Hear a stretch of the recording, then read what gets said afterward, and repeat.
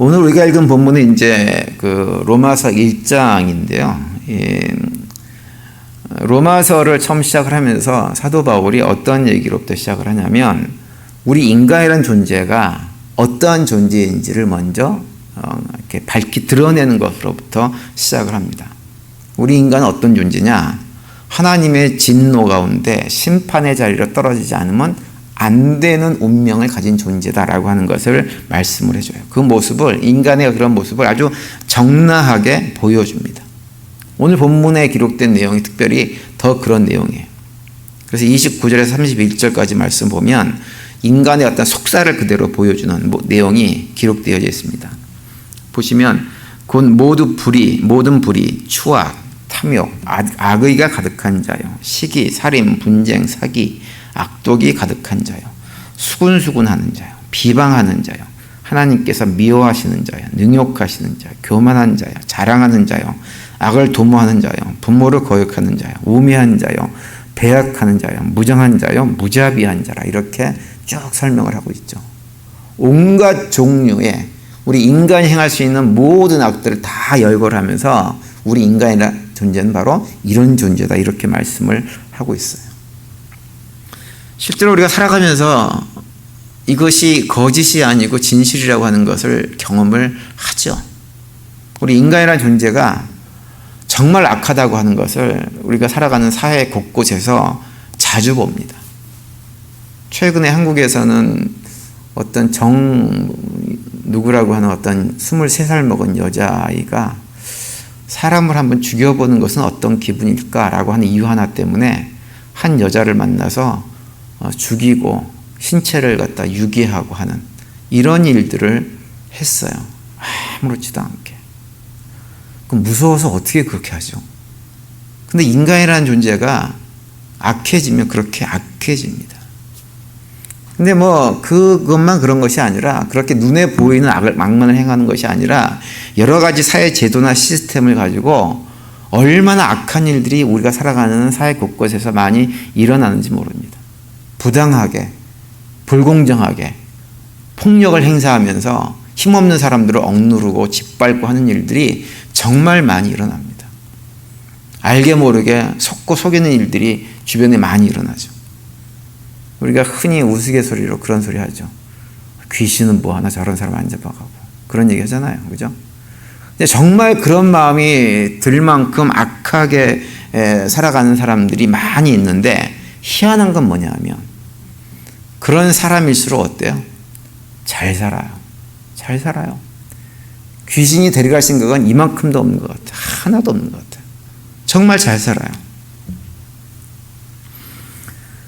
그렇게 악하게 자신의 탐욕을 위해서 다른 사람을 기꺼이 이용해 먹고 살면서도 그런 가운데 자기 욕심대로 뭐가 또 잘 되면 그걸 성공이라고 얘기하고 자기만 또 그렇게 사는 것이 아니라 사람들 앞에 나서가지고 이렇게 사는 것이 잘 사는 것이라고 광고합니다.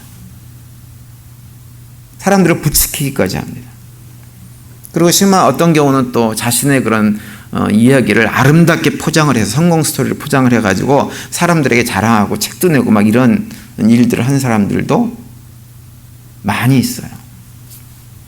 그래서 오늘 본문에 보면 그런 말씀을 또 분명하게 말씀하세요. 32절을 보면 그들은 이와 같은 일을 하는 자들은 죽어야 마땅하다는 하나님의 공정한 법도를 알면서도 자기들만 이런 일을 하는 것이 아니라 이런 일을 저지르는 사람을 두둔하기까지 합니다. 이렇게 말씀하고 있죠. 왜 두둔할까요? 그래야지 자기가 합리화되는 거예요. 봐라, 다른 사람도 다 그렇게 살잖아. 너희도 그렇게 살아. 내가 이렇게 사는 것처럼. 그래야만 자기가 합리화되는 거예요. 그것이 우리가 살아가는 인간 사회의 삶의 모습입니다. 구약 성경에 보면 욥기에 보면 특별히 욥의 친구들이 욥이 고난을 당하고 있을 때 찾아와가지고 욥이 그런 고난 가운데 떨어지게 된 이유에 대해서 이런저런 설명을 하면서 결론이 뭐냐 하면 욥이 하나님께 죄를 지어서 그런 고난을 당하는 것이다, 이렇게 얘기를 합니다. 그러면서 욥한테 회개해라, 그걸 촉구하죠. 그러자 그 욥의 친구들이 한 얘기를 욥이 다 듣고 나서 욥이 어떤 대답을 하냐면 봐라, 세상에 온갖 악한 일을 다 하면서도 잘 먹고 잘 사는 사람들이 넘친다. 이렇게 반박을 해요. 어떻게 내가 하나님의 악을 행했다고 해서 악을 행하는 자들은 반드시 너희들 말대로 심판을 받는다는 보장이 어디 있느냐? 그렇지 않다. 이렇게 주장을 합니다. 욥이 얘기한 대로 우리가 그런 상황들을 오늘날 그대로 경험을 하는 거예요. 악한 자들 악한 일을 하면서도 그걸 전혀 부끄럽게 생각하지 않고 그런 것을 통해서 얻은 자신들의 어떤 힘들, 성공이라고 얘기하는 그런 것들을 움켜쥐고 정말 뻔뻔하게 살아갑니다. 세상적으로 볼 때는 그 사람들이 대단한 성공을 거두는 승승장구하는 모습으로 살아가요. 그래서 그런 모습을 보면 야, 정말 세상 불공평하다. 하나님 뭐 하시지? 이런 생각을 하게도 만듭니다. 내가 정말 예수 믿고 교회 다니고 신앙생활 하는 게 맞나? 이런 생각을 하게도 되는 경우들이 왕왕 있어요. 시편에 보면 시편 기자 중에 한 명이 그런 탄식을 한 경우가 있어요. 시편 73편에 보시면 시편 기자가 그런 어떤 상황들 때문에 자신의 믿음을 저버리고 미끄러질 뻔했다라고 고백하는 내용이 나옵니다.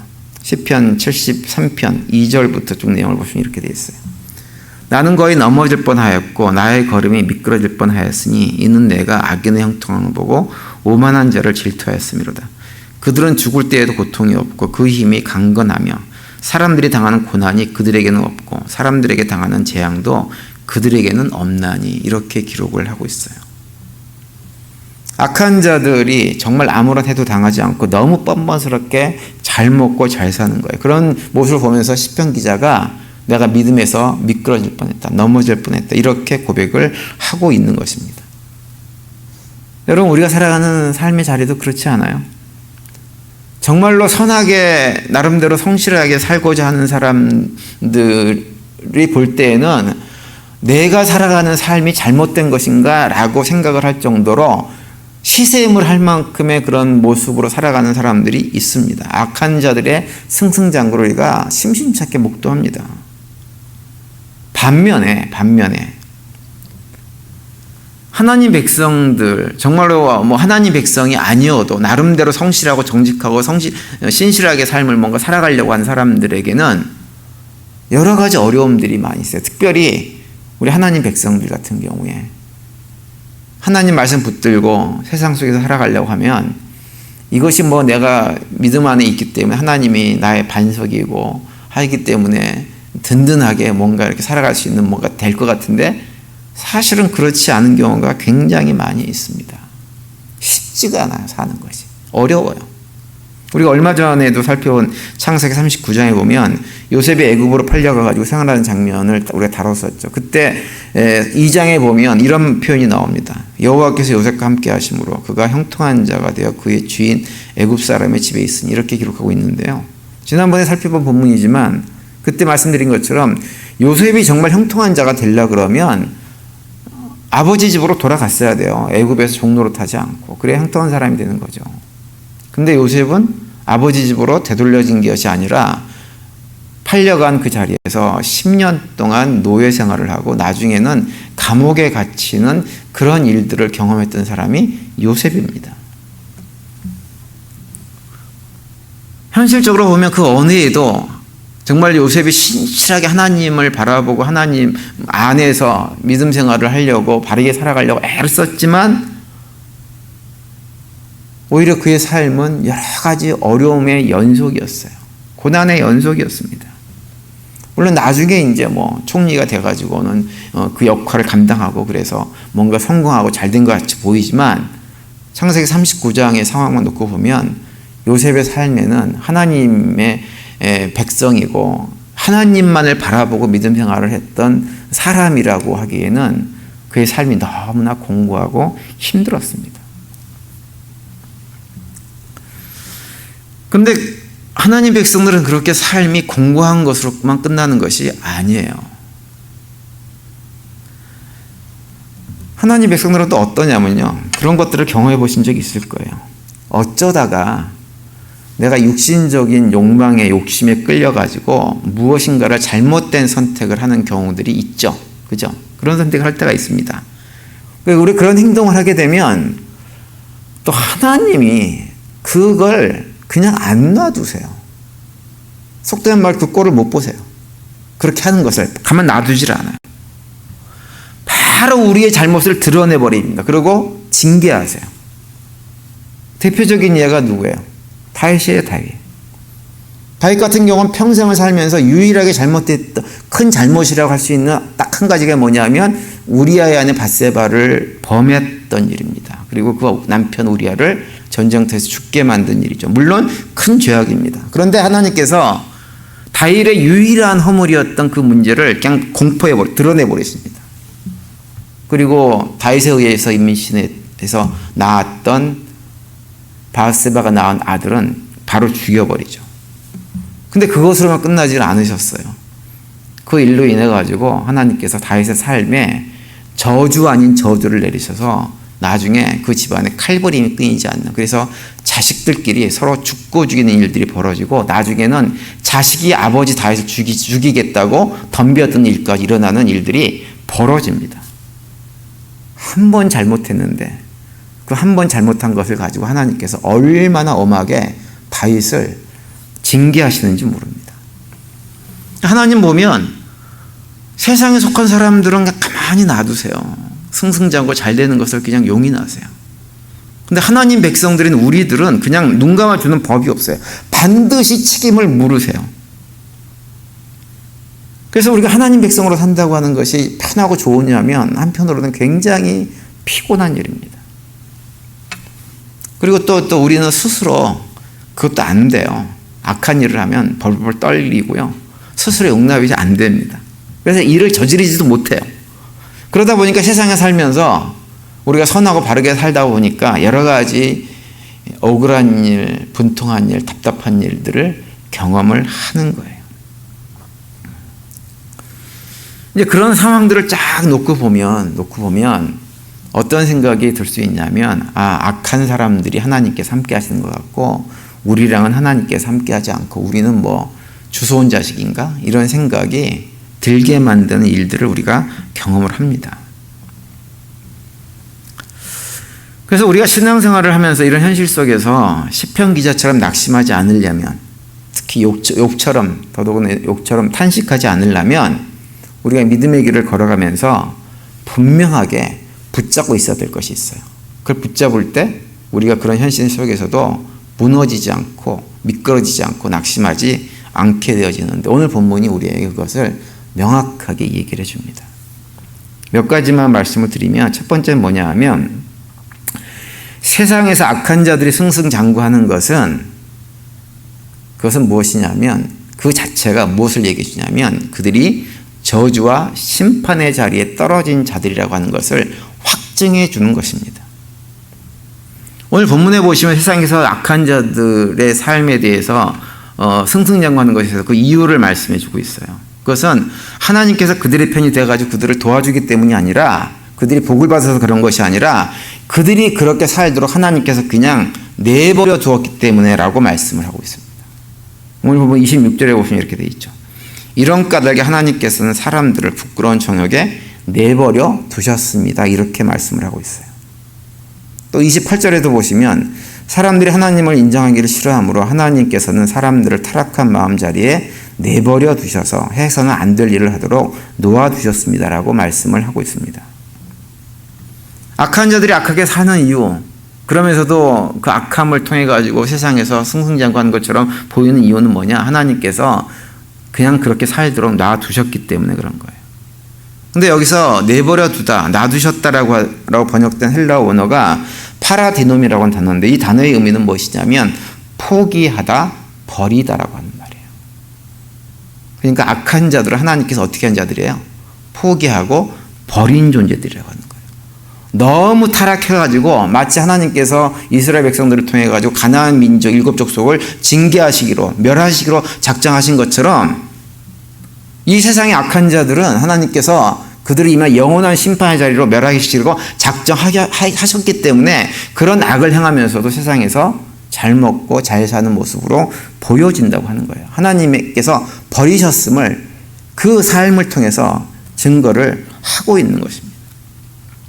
그래서 오늘 본문에 언급되고 있는 우리 인간의 타락한 그런 모습들은 무엇을 얘기해 주고 있느냐? 그들이 이미 심판받은 존재라고 하는 것을 확증해 주는 거예요. 그러니까 우리 인간 세상에서 그렇게 악한 사람들을 보게 되어지면 그걸 부러워할 일이 전혀 아니라고 하는 거예요. 미끄러질 일이 전혀 없다고 하는 거예요. 오히려 그들을 어떻게 봐야 될까요? 불쌍히 봐야 됩니다. 불쌍히. 저들 참 불쌍한 사람들이구나. 어떻게 살아도 저들에게 복음을 전해야 되겠다. 이런 마음을 가질 대상이지, 우리가 그 사람들의 모습을 보면서 왜 하나님은 저 사람들에겐 그렇게 큰 복을 주시면서 나의 삶을 이렇게 힘들게 만드시나 라고 하는 생각을 할 일이 전혀 아니라고 하는 거예요. 저는 우리 성도님들이 혹시라도 주변에 좋지 않은 방식으로 세상적으로 성공하고 물질을 얻고 이런 사람들이 있다고 한다면 그런 분들을 불쌍히 보시기 바랍니다. 불쌍히 보시고 기회가 닿는 대로 그들에게 복음을 증거해서 우리처럼 하나님 백성다운 삶을 사는 자리로 그들을 인도해낼 수 있는 우리 모두가 될 수 있게 되기를 간절히 바랍니다. 그리고 두 번째로 우리가 알아야 될 것은 무엇이냐면 하나님의 백성들이 경험하는 고난이에요. 그리고 우리가 하나님께서 우리를 그냥 방치해 놓고 계신다. 우리를 상관하지 않는다. 왜 우리 고통당하고 어려움을 당하는데도 도와주지 않느냐라고 느껴지는 그 순간이 사실은 무엇이냐면 우리에게는 복된 시간이라고 하는 것을 우리가 잊지 말아야 됩니다. 왜냐하면 하나님께서 우리를 그렇게 힘든 자리, 어려운 자리로 우리를 인도해 주시지 않으면 우리 인간은 결코 하나님 백성답게 변화될 수 없는 존재예요.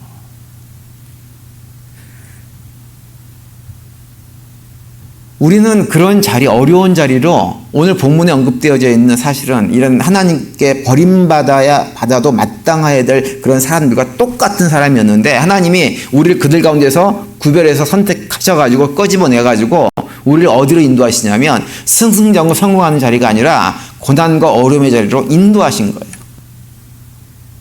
그래야 우리가 하나님 백성다워질 수 있으니까. 그 대표적인 얘기가 이스라엘 백성들이 애굽에서 나와서 광야 생활을 하는 내용입니다. 애굽에서 고난당하고 있었던 이스라엘 백성들을 구원해서 하나님께서 그들을 광야로 인도하세요. 그런데 그 광야는 애굽에서보다 훨씬 더 생활이 어려운 곳이었어요. 그런데 하나님께서 광야 생활 가운데 더 어렵고 힘들었지만 그곳에서 하나님께서 이스라엘 백성들을 만나주시고 그들에게 하나님의 살아계심을 확인시켜 주면서 그곳에서 철저하게 그들의 옛사람을 죽이고 새로운 삶으로 거듭나도록 만들어준 것이 광야입니다. 그래서 우리가 모두 기억하고 있는 로마서 5장 3절과 4절에서 이렇게 선포하죠. 다만 이뿐 아니라 우리가 환난 중에도 즐거워하나니 이는 환난은 인내를, 인내는 연단을, 연단은 소망을 이루는 줄 알미로다. 이렇게 말씀합니다. 그러니까 우리가 경험하는 모든 환난, 고난, 어려움들은 궁극적으로 우리로 하여금 무엇을 만들어주느냐? 하나님 나라에 대한 소망으로 우리를 인도해 주는 것이기 때문에 환난과 고난, 어려움들은 우리에게 복이 되어지는 거예요. 그것이 없으면 우리가 그 하나님의 나라를 바라보지를 않아요. 또 고린도후서 4장 14절 이하에서는 이렇게 선포합니다. 그러므로 우리가 낙심하지 아니하노니 우리의 겉사람은 낡아지나 우리의 속사람은 날로 새로워지도다. 우리가 잠시 받는 환난에 경한 것이 지극히 크고 영원한 영광에 중한 것을 우리에게 이루게 함이니라고 이렇게 말씀하고 있어요. 우리가 이 땅에서 경험하는 환난은 경한 거예요. 가벼운 거예요. 무거운 게 아니에요. 아무것도 아니에요, 사실은. 우리가 나중에 받을 영광에 비교하면 아무것도 아니라고 하는 거죠. 하나님은 우리를 그렇게 겉사람들은 날로 후패하게 되어지지만 우리 속사람은 날로 새롭게 만들기 위해서 우리로 하여금 그런 자리로 인도해 주시는 거예요. 사도 바울이 이런 고백을 할 때 이런 고백을 한 것이 사도 바울이 환난에 대해서 전혀 모르고 하는 소리냐면 그렇지 않죠. 우리가 잘 알고 있는 대로. 예수님의 제자들, 사도들 가운데서 그 누구보다도 험악한 세월을, 힘든 세월을 사회를 감당하면서 경험했던 사람이 사도 바울입니다. 그런데 사도 바울 그걸 다 경험하고 나서 내린 결론이 뭐냐면 이런 어려움들이, 우리 삶에 있는 이런 어려움들이 바로 하나님께서 나에게 주신 복이구나 라고 하는 것을 깨달아 알면서 이 고백을 하고 있는 것입니다. 말씀드린 대로 우리 인간이라는 존재는 오늘 본문에서 언급하고 있는 것처럼 그렇게 너무 타락했기 때문에, 온전하게 완전히 타락했기 때문에 하나님께서 강권적인 은혜 가운데서 우리 삶에 개입하시고 우리 인도해 주시지 않으면 타락한 본성을 어찌하지 못하고 살아가는 존재입니다. 우리가 그걸 경험하잖아요. 하나님 백성이 되었다고 하면서도 우리 여전히 뭐가 있어요? 타락한 본성에 끌려다니는 삶이 있잖아요. 그나마 우리 안에 성령 하나님이 들어오셔가지고 이만큼 사는 거죠. 들어오시지 않으셨으면 우리가 어떻게 살까요? 죄를 지으면서도 죄인인 줄 모르고 악을 행하면서도 그것이 악인지도 모르는 상황에서 정말 내 탐욕을 위해서만 살았을 것입니다. 그런데 하나님께서 우리 안에 들어오심으로 해서 우리의 삶이 조금씩이라도 변화되어지고 하나님을 닮아가고 하나님 나라, 그 영원한 소망을 붙들고 살아갈 수가 있게 되어지는 것입니다. 그렇기 때문에 우리가 본성대로 살고자 할 때, 내 욕심대로 되지 않을 때, 일이 틀어지고 잘못된다고 한다면 그것은 무엇을 얘기해 주냐면, 하나님께서 내 삶에 개입하셔서 나를 붙잡아주고 계시는구나 라고 하는 증거로 우리가 삼아야 되는 것입니다. 그러면서 그 가운데 감사해야 되는 거죠. 따라서 우리 성도님들은 혹시라도 살면서 그런 저런 어려움을 겪게 되어지면 왜 하나님 나만 이렇게 괴롭히세요? 라고 하는 것이 아니라 하나님 감사합니다. 나를 붙잡아 주셔서 감사합니다. 라고 하는 감사의 고백을 하면서 믿음의 길을 걸어갈 수 있게 되기를 간절히 바랍니다. 그리고 한 가지 더 말씀드리면, 하나님 우리를 또 그렇게 광야로 인도해서 우리의 옛사람을 죽이는 그런 과정들 속에서 어려움을 겪게 하고 하시지만, 분명한 건 무엇이냐면 우리를 그냥 광야에서 죽게만 만드시는 것이 아니고, 우리가 광야 생활을 하면서 우리가 필요한 것들은 아시고 그 필요를 채워주시는 분이라고 하는 것을 우리가 잊지 말아야 됩니다. 광야에서 만나와 메추라기로 먹이시고, 바위에서 바위를 깨가지고 생수를 갖다 마실 수 있도록 공급해 주시고, 낮에는 구름기둥으로 다 덮어가지고 그 무더운 더위를 견디게 하시고, 밤에는 불기둥으로 그 추위를 갖다가 또 이겨나갈 수 있도록 만들어 주시는 것, 하나님께서 다 하신 일이라고 하는 것을 우리가 성경을 통해서 알고 있습니다. 그들의 삶을 책임져 주시는 거예요. 잘 먹고 잘 살고 호화찬란하게 사는 건 아니지만 우리의 필요를 아시고 필요한 만큼 공급해 주셔서 우리가 죽지 않도록 만들어 주시면서 하나님의 살아계심을 경험하고, 이 땅의 것이 아니라 하나님으로 우리가 만족한 삶을 살아갈 수 있도록, 그렇게 훈련될 수 있도록 우리를 만들어 가시는 분이 하나님이세요. 그래서 하나님은 우리가 공고하긴 하지만 그 가운데서 우리의 필요를 채우신 하나님의 손길들을 경험하면서 살아갈 수 있도록 저희들을 인도해 주십니다. 그래서 예수님께서 하시는 말씀이에요. 뭐라고 말씀하시냐면, 너희들은 먹을 것과 입을 것과 마실 것을 뭐 하지 말라고 그랬어요? 염려하지 마라. 염려하지 마라. 왜? 하나님께서 너희들에게 필요한 것들을 다 아시기 때문에 염려할 거 없다 라고 말씀을 하는 거예요. 아마도 우리 교회 성도님들, 여기 지금 이 자리에 나와 계신 우리 성도님들도 미국 생활 참 공고하셨잖아요. 힘들으셨잖아요. 그죠? 힘들고 어려웠지만 그때마다 아마 하나님께서 이렇게 저렇게 필요를 채워주시고 하셨던 경험들을 하면서 이민생활을 살아오셨을 것입니다. 그래서 우리가 큰 성공은 거두지 못했다 하더라도 어려운 믿음의 길을 신실하게 걸어오신 우리 이 자리에 계신, 또 이 자리에 계신 우리 모든 성도님들은 사실은 세상에서 성공한 그 어떤 사람보다도 하나님 안에서 진짜 큰 성공을 누리고 살아가고 계신다는 사실을 잊지 마시기 바랍니다. 그런 자부심을 가지고 사셔도 조금도 부끄럽지 않은 그런 자격이 다 되시는 분들입니다. 남은 한 주간의 삶도 비록 우리가 하나님과 동행하는 삶을 살아갈 때 조금 불편한 것이 있긴 있지만, 그 가운데서도 우리의 필요를 아시고 채우시는 하나님의 선한 손길들을 맛보고 경험하고 누리는 삶을 살 수 있게 되기를 바랍니다. 그 가운데 우리 모두가 다 또 하나님 백성으로 삶을 살아내면서 우리의 본성이 아닌 하나님의 뜻에 순종해서 하나님의 기쁨이 되어지는 복된 남은 한 주간의 삶을 살아갈 수 있게 되기를 간절히 축원드립니다.